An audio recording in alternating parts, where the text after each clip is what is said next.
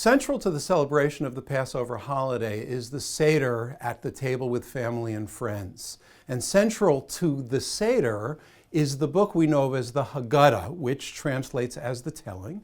And it means to direct us in what we are meant to do around that table. Well, what are we meant to tell? The answer most people would give is the story of the Exodus from Egypt.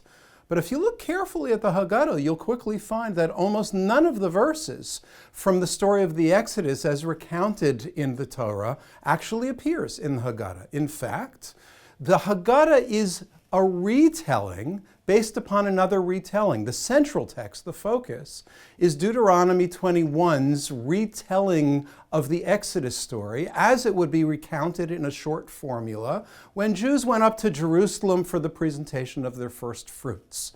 So you've got the retelling of the Exodus story. Then the Haggadah retells the retelling in a rabbinic fashion so that what comes out is something completely new again.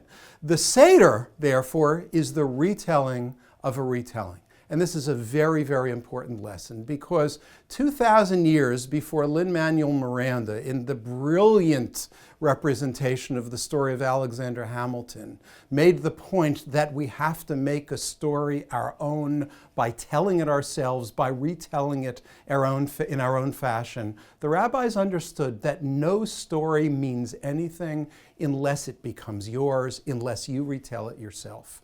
And so what the rabbis would try to instruct us this Passover is that we look at the story, we retell it in our own terms, thereby making it our own. And once we make it our own language, our own assumptions, our own values, our own vocabulary, as they interact with the inherited story, then we will create the possibility for new Passovers, for new freedoms. And that's what we should be doing every Passover.